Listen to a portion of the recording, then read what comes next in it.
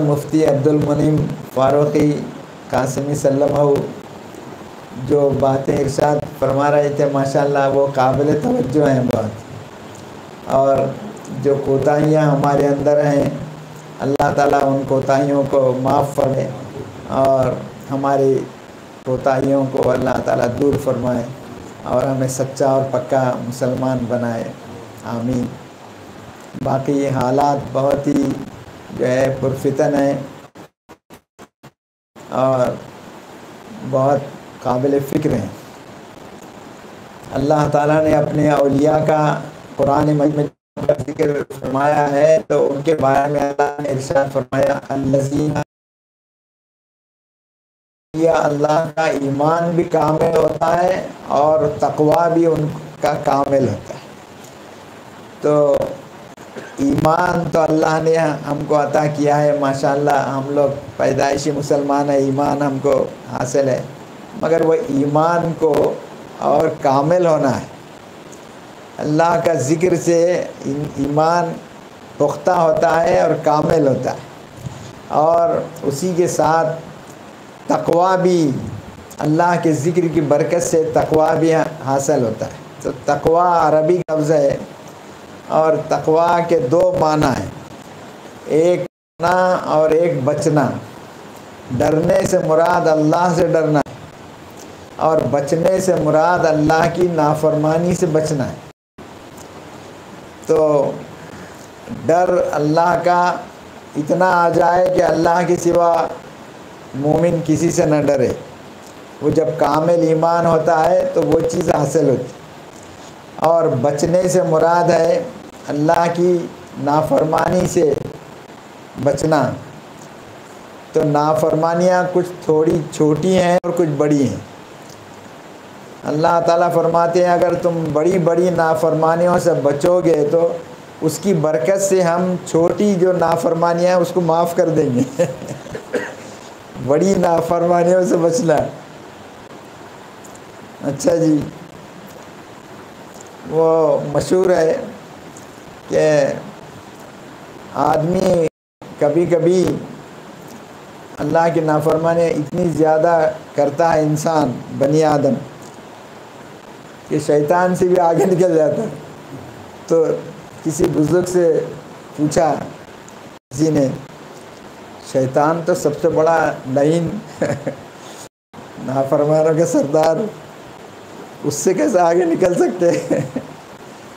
تو ان بزرگ نے سمجھایا دیکھو اللہ سے ڈرنا اور گناہ سے بچنا یہ تقوی کے دو معنی ہیں، ڈرنا اللہ سے اور بچنا گناہ سے۔ جہاں تک ڈرنے کی بات ہے تو شیطان بھی اللہ سے ڈرتا ہے۔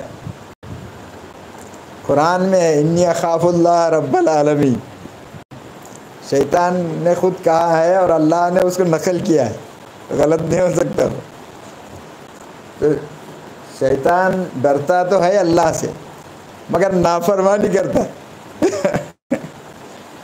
تو ہم بھی اللہ سے ڈر رہے ہیں، چلو ڈرنا اچھی بات ہے، لیکن نافرمانی جو کر رہے ہیں تو ڈرنے میں تو شیطان بھی ڈر رہا ہے مگر انہیں نافرمانی کر رہا ہے، اور نافرمانی ہم بھی کریں گے تو نافرمانیاں چھوٹی بڑی نافرمانیاں ایسی ہیں۔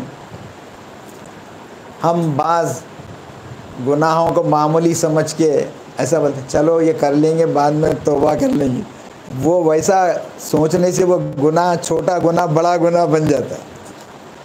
اور چھوٹے گناہ پر اصرار کرنے سے علماء کرام نے، فقہاء کرام نے کہا کہ گناہ صغیرہ پر اصرار اس کو کبیرہ بنا دیتا ہے۔ تو ہم سے ایسی کوتاہیاں ہوتی ہیں۔ بعض لوگ بولتے ہیں ہم نے ایسا کون سا گناہ کیا ہے، کون سا گناہ کیا ہے، کون سا گناہ چھوڑا ہے، بولو ہم نے ایسا کون سا گناہ کیا ہے۔ تو اللہ کے خلاف بولنا یہ بھی بے ایمانی کی علامت ہے۔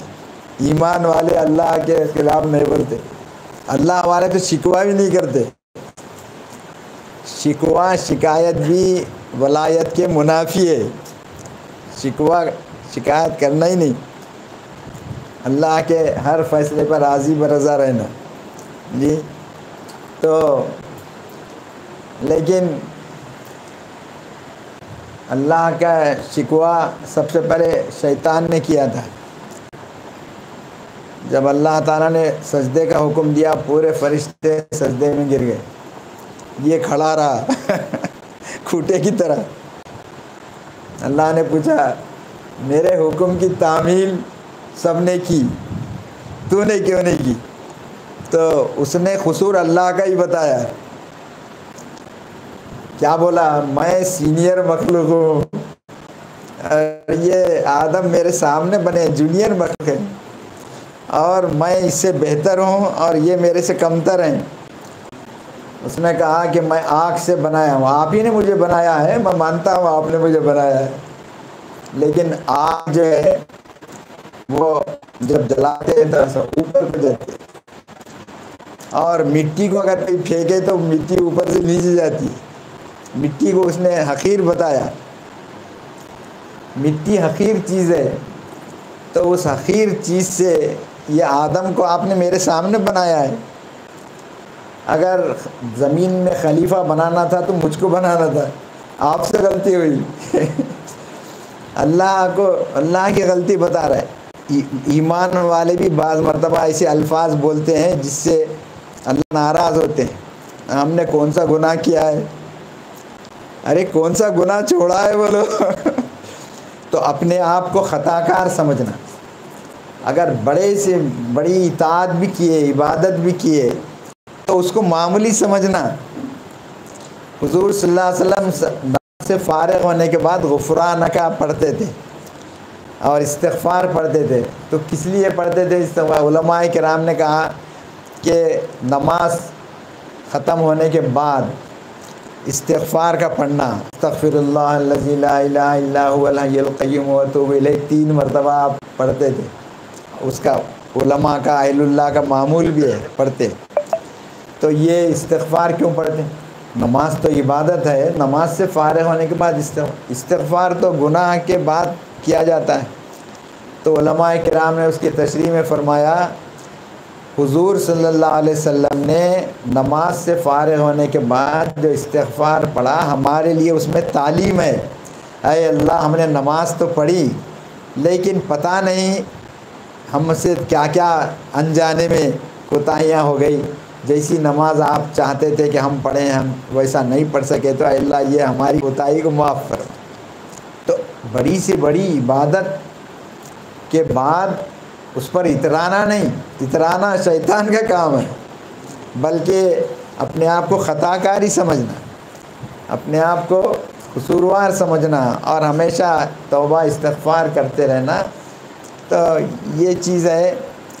اچھا سے تو اب یہاں پر اصل جو بات میں آپ حضرات سے عرض کرنا چاہ رہا ہوں وہ یہ ہے، الحمدللہ ہم لوگ پیدائشی مسلمان ہیں اور نماز پڑھ رہے ہیں، روزہ رکھ رہے ہیں، جیسے بھی ہم سے عبادتیں ہو رہی ہیں وہ کر رہے ہیں.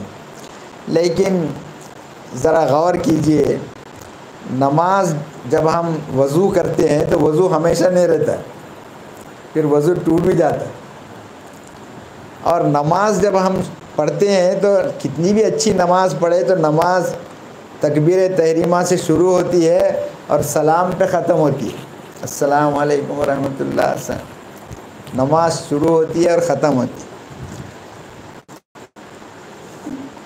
تو ایسی کوئی عبادت کہ جو ہمیشہ رہے اور وہ ختم نہ ہو، وہ کیا ہے؟ وہ اللہ کا ذکر ہے اور اللہ کی فکر ہے. جی وضو کرنے کے بعد پھر وضو ٹوٹ جاتا اور نماز اچھی سے اچھی آپ نماز بھی اگر پڑھے تو وہ نماز پہ ختم ہوتی ہے، ختم ہوتے. تو اولیاء اللہ نے فرمایا اگر تم دل کو پاک کر لو تو وہ کامل وضو ہے. اور تم دل سے اللہ کو یاد کرنے لگ جاؤ، ہر وقت اللہ کی یاد میں، ایک لمحہ بھی اللہ سے غافل نہیں. جب تم ہمیشہ اللہ کی یاد میں رہو گے تو وہ کامل عبادت ہے، وہ کامل نماز ہے. جی اگر دل کو پاک کرو گے، وہ کامل وضو، کامل طہارت ہے. قد افلح من تزکا. بزرگوں نے، میں ذرا مختصر بات کہنا چاہتا ہوں، ہمیشہ بھی مختصر ہی بہتر بات رہتی ہے، تو آپ حضرات تھوڑا متوجہ ہو کے سن رہے ہیں تو عرض کر رہا ہوں. دیکھیے بزرگوں نے کہا ایک تو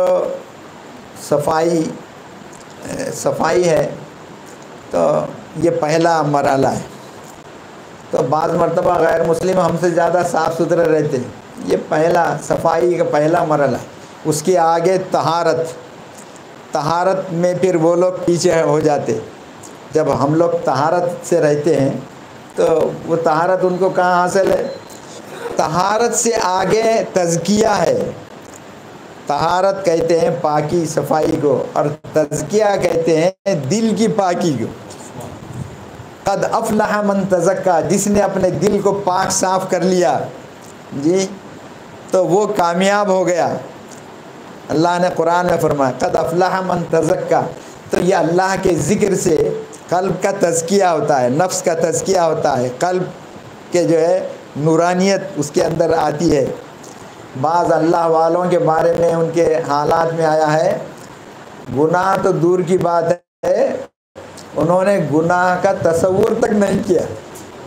کتنی بڑی بات ہے، ہم تو گناہ کرتے کرتے جی جا رہے اور اپنے آپ کو گناہ گار بھی نہیں سمجھ رہے.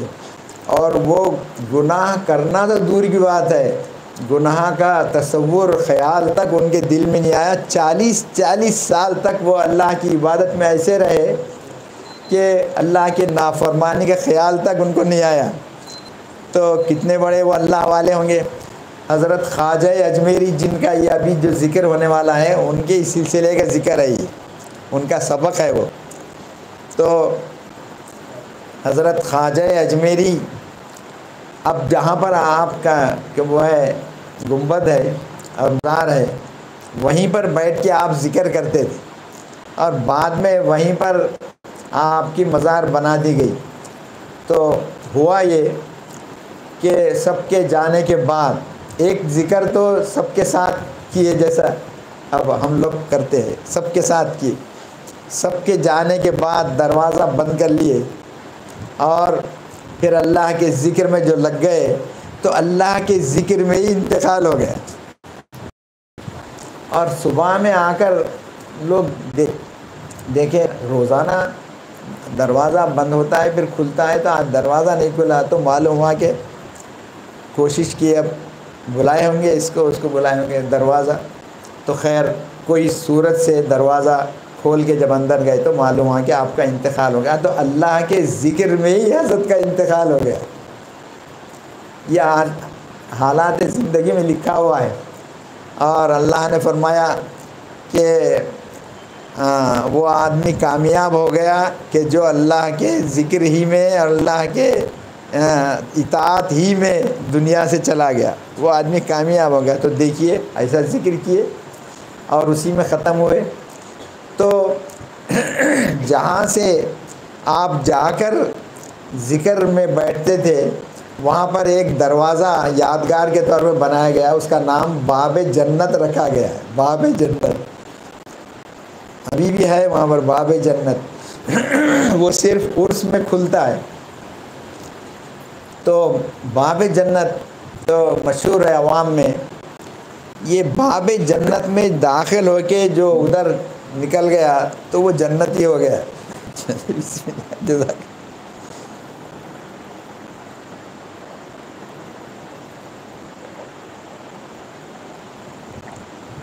تو مشہور ہے، عوام میں مشہور ہے، باب جنت میں داخل ہو کے جو نکلا ادھر سے تو وہ جنتی ہو گیا. تو اب کوشش کرتے ہیں تو بھیڑ ہو جاتی وہاں اور پھنس جاتے لوگ دروازے، اور بعضوں کا انتقال بھی ہو جاتا، وہ ایسے پھنس جاتے انتقال بھی ہو جاتا.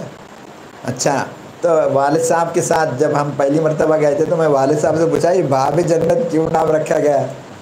والد صاحب نے کہا کہ وہ جو ذکر اپن لوگ کرتے ہیں، حضرت یہاں سے جا کر وہاں پر سب کو ذکر کرواتے بھی تھے، پھر سب کے جانے کے بعد پھر ذکر کرتے تھے. تو یہیں سے جاتے تھے. تو یادگار کے طور پہ یہ دروازہ جو بنایا گیا ہے باب جنت، اس کا مطلب جنت میں جانا ہے تو اللہ کا ذکر کرو. ہاں، یہ جنت کا راستہ ہے، اللہ کا ذکر کرنا جنت کا راستہ ہے.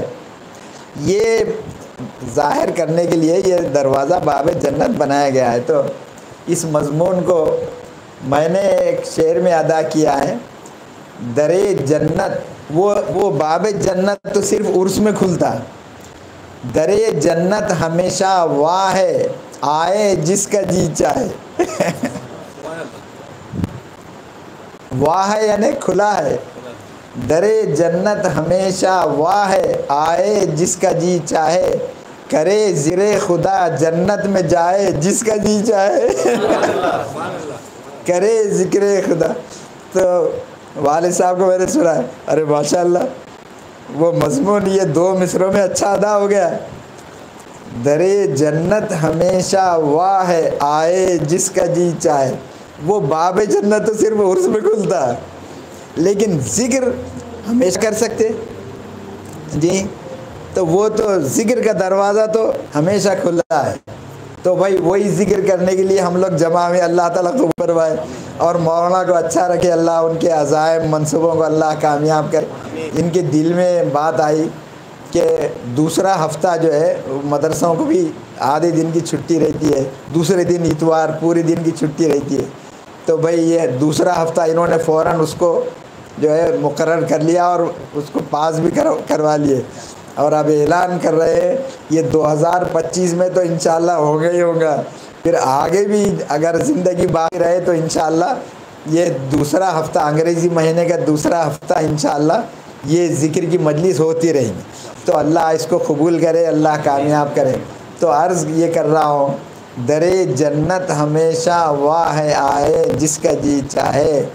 کرے ذکر خدا جنت جس کا جی چاہے. پہلے مصر میں آئے ہے اور دوسرے مصر میں چاہے. تو بھائی دیکھیے، تو اصل جو بات میں عرض کرنا چاہ رہا ہوں وہ یہ ہے، گلستان کے اندر چمن میں ہر طرح کے پھول ہوتے ہیں. تو ان پورے پھولوں کا اگر عطر نکال کر بنایا جائے تو وہ عطر مجموعہ ہے. یہ اللہ کا ذکر بھی اسلام کی بات کا عطر مجموعہ ہے. عطر مجموعہ ہے، عطر مجموعہ. تو جب آدمی، جیسا میں نے ابھی عرض کیا، نماز آپ کتنی بھی اچھی پڑھو پر نماز تو ختم ہو جاتی. ایسی نماز جو ہمیشہ جاری رہے وہ اللہ کا ذکر ہے. اور یہ اللہ نے کہا کہ وہ اللہ. لیکن بعض لوگوں کی یہاں پہ غلط فہمی ہو گئی، ہم تو دل کی نماز پڑھ رہے، یہ نماز کی کیا ضرورت ہے، یہ تو عوام کی نماز ہے. لا حول ولا قوت ہے. اگر ویسا ہوتا تو سب سے پہلے انبیاء کو نماز معاف ہوتی. اللہ، انبیاء اللہ کے منتخب بندے. حضور صلی اللہ علیہ وسلم اتنی نماز، طویل طویل نماز پڑھتے تھے کہ آپ کے پیروں پہ ورم آ جاتا تھا. تو وہ تو گمراہی ہے، وہ شیطان کا سبق ہے، وہ شیطان کے چیلے ہیں وہ لوگ جو یہ بول رہے ہیں ہم دل کی نماز پڑھنے والے ہیں. لیکن ایک مضمون ہے جس کو علماء اور عارفین نے اس کو نظم کیا ہے اور اس کو سمجھایا ہے.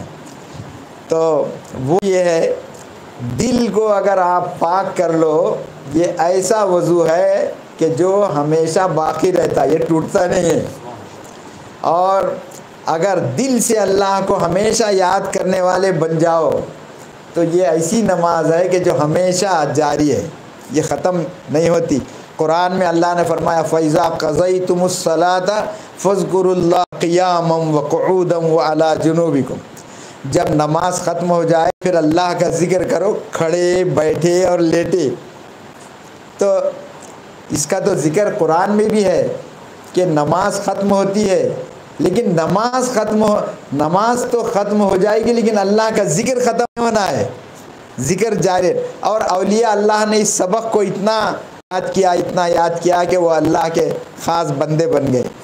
تو اس مضمون کو شاعر نے ایک شعر میں ادا کیا ہے، مگر اس شعر کا مطلب لوگ غلط سمجھتے ہیں. وہ آپ کو شعر سنا کر بات ختم کرنا ہے. یہ تیرے کوچے میں واعظ خاص ہیں اوقات رحمت کے، تیرے کوچے میں واعظ خاص ہیں اوقات رحمت کے، ہمارے میکدے میں رات دن رحمت برستی ہے۔ الفاظ پہ مت جائیے۔ تیرے کوچے میں واعظ خاص ہیں اوقات رحمت کے، ہمارے میکدے میں رات دن رحمت برستی ہے۔ تو سنیے اس کا مطلب، بھائی مسجد نماز کے لیے بنائی گئی ہے، لیکن ہر وقت نماز نہیں پڑھ سکتے آپ۔ 3 وقت ممنوع ہے نماز: سورج کے طلوع ہوتے وقت، سورج جب سر پر ہو، اور سورج کے ڈوبتے وقت۔ یہ 3 وقت اگر کوئی نماز پڑھے تو ثواب کے بجائے اس کو گناہ ہوگا، گناہ ہوگا، ثواب کے بجائے گناہ ہوگا۔ اچھا، اور بعض اوقات مکروہ بھی ہے، جب عصر کی نماز نہیں پڑھ سکے، اب سورج دھوپ پیلی ہو گئی تو اب مکروہ ہو گئی نماز۔ تو کچھ اوقات مکروہ ہیں اور کچھ اوقات ممنوع ہیں۔ اس کا مطلب ہر وقت نماز نہیں پڑھ سکتے، اور اللہ کا ذکر ہر وقت کر سکتے۔ اللہ کے ذریعے کوئی وقت ممنوع نہیں ہے۔ دیکھیے زبان سے اللہ بولنے کے لیے شرائط ہیں، یہ ظاہر میں شرائط ہیں کہ ہماری زبان صاف ستھری ہو۔ جی اچھا، جہاں پر ہم اللہ بول رہے وہ جگہ پاک ہو، جی تو وہاں پر اللہ بول سکتے۔ لیکن گندی جگہ پر، کچرے پہ ٹھہرے ہوئے، کچرے کے ڈھیر پہ ٹھہرے، وہاں پہ اگر اللہ بولیں گے، اللہ کے نام کی بے ادبی ہے۔ بیت الخلاء ہم جاتے ہیں، وہ تو ضرورت ہے ہماری، اس کے بغیر چارہ نہیں ہے۔ کھانا ضرورت ہے، پھر کھانے سے فارغ ہونے کے بعد ضرورت کا تقاضا ہونا، وہ بھی ہماری تقاضا ہے زندگی کے فرائض واجبات میں سے۔ اچھا، تو ہم جاتے ہیں، ٹوائلٹ میں جانے کے بعد، حمام کرنے کے بعد زبان سے اللہ کا نام لینا بے ادبی ہے، لیکن دل سے وہاں بھی اللہ بول سکتے۔ اللہ نے دل سے اپنے کو یاد کرنے کے لیے کوئی شرط نہیں رکھی ہے، کوئی وقت نہیں رکھی ہے۔ ہر وقت، ہر جگہ، ہر حال میں۔ تو کسی شاعر نے کہا، اللہ ہے تو پیارے جان ہے، ورنہ پیارے جان بھی بے جان ہے۔ اللہ ہے تو پیارے جان ہے، ورنہ پیارے جان بھی بے جان۔ تو اللہ ہماری جان ہے، کوئی ہمارے کو اللہ کے ذکر سے روک نہیں سکتے، اور روکنے کی کوشش تو کر رہے ہیں، مگر انشاءاللہ وہ خود دنیا سے چلے جائیں گے، مگر اللہ باقی ہے، اللہ کا ذکر باقی رہے گا۔ ہاں انشاءاللہ العزیز۔ مٹانے والے خود ہی مٹ گئے، زمانے سے مٹائے مٹ نہ سکا لا الہ الا اللہ۔ تو جب سمجھ گئے کہ مسجد بنائی گئی ہے اللہ کی یاد کے لیے، لیکن وہاں پر اوقات مقرر ہیں، ہر وقت جا کے نماز نہیں پڑھ سکتے، کچھ اوقات ممنوع ہیں، لیکن جو اللہ کی ذکر کے لیے جو جگہ بنائی گئی ہے اس کو خانقاہ کہا ہے۔ بزرگوں نے، اللہ والوں کے، پیران طریقت کے اس مرکز کو خانقاہ کا نام دیا ہے، جہاں پر ہمیشہ اللہ کا ذکر کرتے رہتے ہیں۔ تو خانقاہ میں اللہ کے ذکر کے لیے کوئی وقت مقرر نہیں ہے، کوئی حالات مقرر نہیں ہیں، ہر وقت، ہر جگہ، ہر حال میں وہاں پر اللہ کا ذکر ہوتا رہتا ہے۔ تو جب اللہ کا ذکر ہر وقت، ہر حال میں ہوتا ہے، تو اللہ کی رحمت بھی ہر وقت وہاں برس رہی ہے۔ تو شاعر یہ کہتا ہے کہ وضو ایسا ہو جو کبھی نہ ٹوٹے، تو دل کا وضو اور دل کا تزکیہ ایسا ہے کہ جو ہمیشہ پاک رہتا ہے۔ جی ایک مرتبہ دل پاک صاف ہو جائے، جی تو حضور صلی اللہ علیہ وسلم نے ایک موقع پر ارشاد فرمایا کہ وہ ایک اللہ کا پروگرام ہے، ہر بنی آدم کے ساتھ ایک شیطان بھی پیدا ہوتا ہے، ہر انسان کے ساتھ ایک، تو اس کو کچھ بولتے ہیں ہمزاد، اس کو یہ عاملوں کی اصطلاح میں ہمزاد بولتے ہیں، ہر انسان کے ساتھ ایک شیطان بھی پیدا ہوتا ہے۔ تو جب حضور نے یہ بات بتائی تو صحابہ نے پوچھا یا رسول اللہ کیا آپ کے حصے کا بھی شیطان پیدا ہوا ہے؟ ہاں پیدا ہوا، لیکن وہ مجھ پر ایمان لا لیا لیکن وہ مجھ پر ایمان لا لیا تو ایک بات سنیے یہاں پر، حضور صلی اللہ علیہ وسلم کے حصے کا شیطان آپ پر ایمان لا لیا، اور اولیاء اللہ کے حصے کے شیطان ان کا مرید ہو جاتا ہے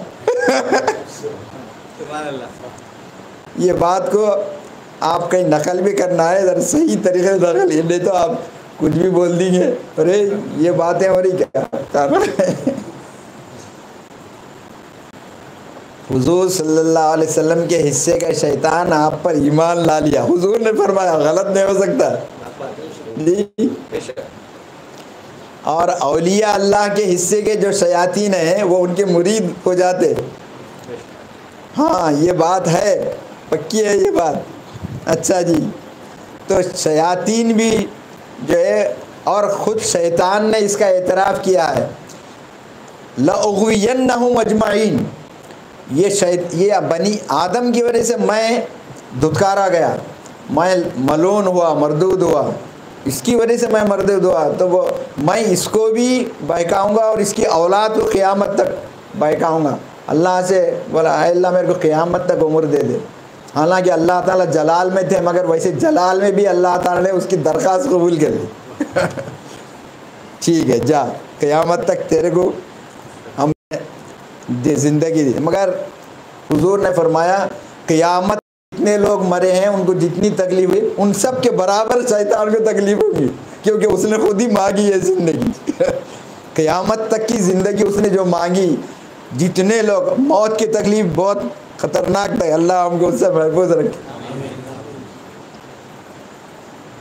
ہمارے پھپھیرے بھائی نے کہا والد کے مرنے کا منظر میں دیکھا ہوں، اے اللہ صورت ایسی بگڑ گئی، میں خود ڈر گیا، اپنے والد کو دیکھ کے میں خود ڈر گیا، صورت ایسی بگڑ گئی، اے اللہ موت کی تکلیف سے ہمارے کو نجات عطا فرما۔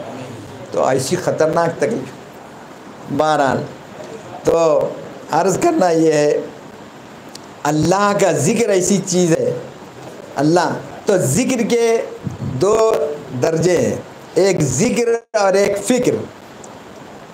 عام طور پہ ہم بولتے ہیں ذکر و فکر، تو ذکر اللہ کے نام کا ہوتا ہے اور فکر اللہ کی ذات کی ہوتی ہے۔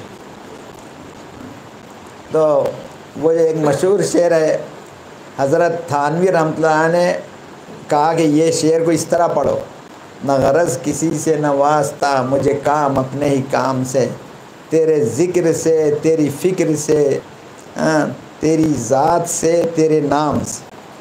تو ذکر اللہ کے نام کا، وَاذْكُرِ اسْمَ رَبِّكَ قرآن میں آیا ہے کہ اللہ کے نام کا کرو۔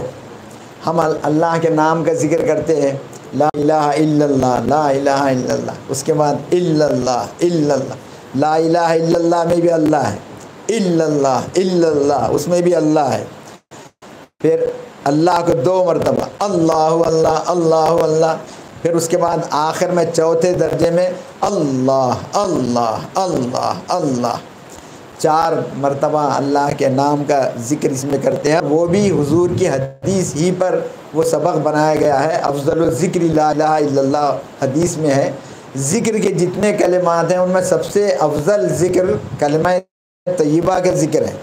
حضرت خواجہ اجمیری نے اس کو ایک سبق بنا دیا ہے، اور اس سبق سے ماشاءاللہ ہزاروں لاکھوں نہیں اربوں خربوں انگنت لاشمار بے شمار لوگ اللہ والے بن رہے ہیں، ہاں اللہ والے بن رہے ہیں۔ اور حضرت کے اندر ایسی جاذبیت اللہ نے رکھی تھی، لوگ حضرت زیادہ بیان نہیں کرتے تھے، مگر چہرہ ایسا نورانی تھا، چہرے کو دیکھ کر لوگ بولتے تھے یہ سچے ہیں، ان کا دین سچا ہے، ہم کو اپنے جیسا بنا لو جس گاؤں میں جاتے تھے پورا کا پورا گاؤں اسلام میں داخل ہو جاتا تھا۔ حضرت خواجہ اجمیری رحمۃ اللہ علیہ، حضرت غوث پاک رحمۃ اللہ علیہ بہت بیان کرتے تھے، اور بیان بھی ایسا زوردار کرتے تھے، سب کو جھنجھوڑتے یہاں سے لے کے وہاں تک، پوروں کو جھنجھوڑتے، اور ان کو حق تھا کیونکہ اولیاء اللہ کے سردار ہیں۔ تو حضرت کے بیانات اور حضرت کی کرامتیں مشہور ہیں۔ حضرت خواجہ اجمیری بیان زیادہ نہیں کرتے تھے، اللہ نے آپ کے اندر کشش ایسی رکھی تھی، دیکھ کر ہی لوگ اسلام، تو بھائی اللہ کا ذکر ہم بھی کریں گے تو اللہ تعالی ہمارے اندر بھی اسی کشش جو ہے اللہ تعالی پیدا کر دیں گے۔ بہت سے لوگ ہمارے خلاف سازشیں کر رہے ہیں، اللہ کرے ان کی سازشیں ناکام ہو جائیں، اور مگر ہم خالی زبان سے بول رہے ہیں، اگر واقعی میں ہم اللہ والے بن گئے اللہ ہمارا ساتھ دے گا، اور پھر اللہ تعالیٰ جب ہمارا ساتھ دیں گے تو پوری دنیا بھی اگر ہمارا مقابلہ نہیں کر سکتی۔ تو اللہ والے بننا ہے، تو میں مختصراً بولتا ہوں بھائی اللہ والوں کا، اولیاء اللہ کا سبق ذرا یاد کر لو، اللہ سے اپنا رابطہ مضبوط کر لو، اللہ کو اتنا یاد کرو، اتنا یاد کرو کہ اللہ تعالیٰ کو تم پیار آ جائے اور وہ کہہ دیں کہ تم اللہ والے ہو اور تم ہمارے دوست ہو۔ نہیں اچھا، اللہ، اور اردو کا محاورہ ہے، دوست کا دوست بھی دوست کہلاتا ہے، یہ محاورہ ہے اور وہ صحیح بھی ہے۔ اولیاء اللہ اللہ کے دوست ہیں، ہم اللہ کے دوست، اولیاء اللہ کے دوست بن جاؤ۔ جب ذکر کرتے تو ہم بھی اللہ، اولیاء اللہ کے دوست بن، اور دوست کا دوست بھی دوست سمجھا جاتا ہے، تو اگر اللہ تعالی ہمارا بھی ان میں شمار کر لے تو ہم کامیاب ہیں۔ تو اس لیے اکثر میں بولتا ہوں اگر ہم اللہ کا ذکر کیجئے، اگر بڑے اولیاء کاملین میں سے نہیں بھی بنے، اگر اللہ تعالی ہمارا شمار ان اولیاء اللہ کے غلاموں کے غلاموں کے غلاموں کے غلاموں میں بھی کر لیا تو ہم کامیاب ہیں جی۔ تو وہی سبق اب ہم دہرانے والے ہیں، تو وہ شعر ایک مرتبہ اور سن لیجئے۔ تیرے کوچے میں واعظ خاص ہیں اوقات رحمت کے، ہمارے میکدے میں کیا ہے بھول گیا میں، ہمارے میکدے میں رات دن رحمت برستی ہے۔ تو جب اللہ کا ذکر کریں گے تو اللہ کی رحمت برسے گی، اور جتنے دشمنان اسلام چاہے چھوٹے ہوں یا بڑے ہوں جی، وہ ان سب کی سازشیں اللہ خود ناکام کر دے گا انشاءاللہ العزیز۔ پہلے اللہ والے تو بن جائیں، اللہ کا ذکر خوب کثرت سے کریں۔ تو یہی وہی ذکر اب کرنے جا رہے ہیں۔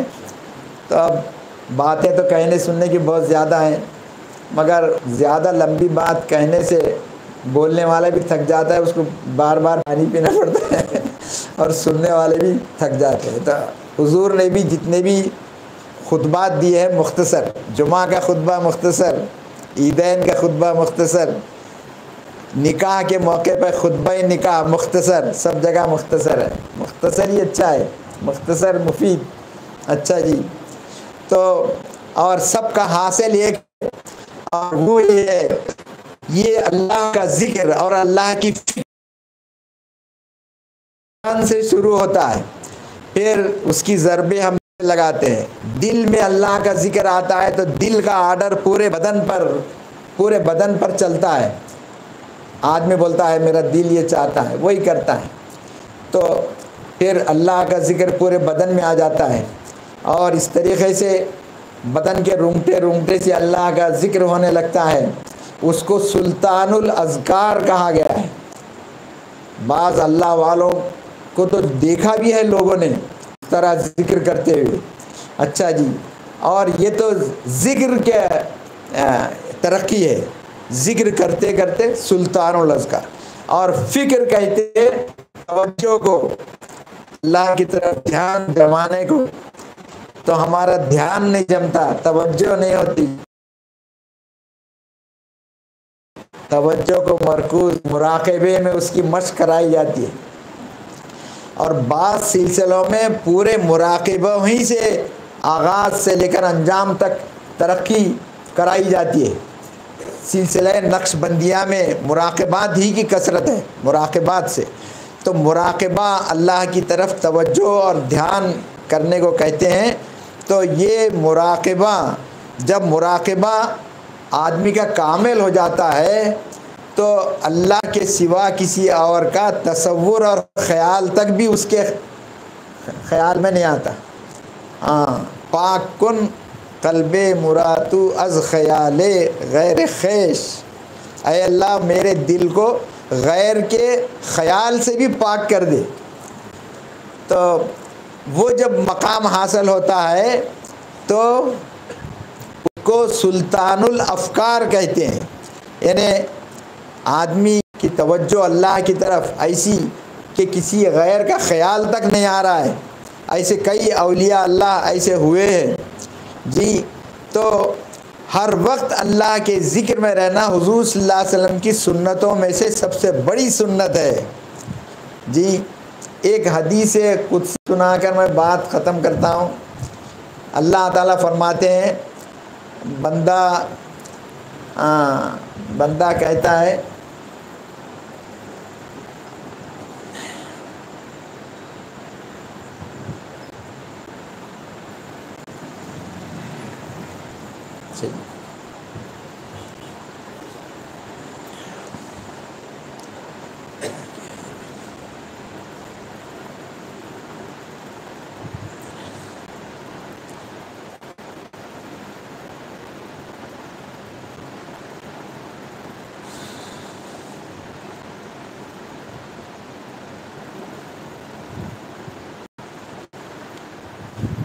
اب شاید وہ حدیث قدسی ذہن سے نکل جا رہی ہے، تو میں سمجھتا ہوں اب اس کی ضرورت بھی نہیں ہے۔ اب اپن اللہ کا ذکر شروع کریں گے تو انشاءاللہ اللہ تعالیٰ ہماری ان ساری مجلسوں کو اور انشاءاللہ باتوں کو قبول کریں گے ضرور۔ اچھا جی۔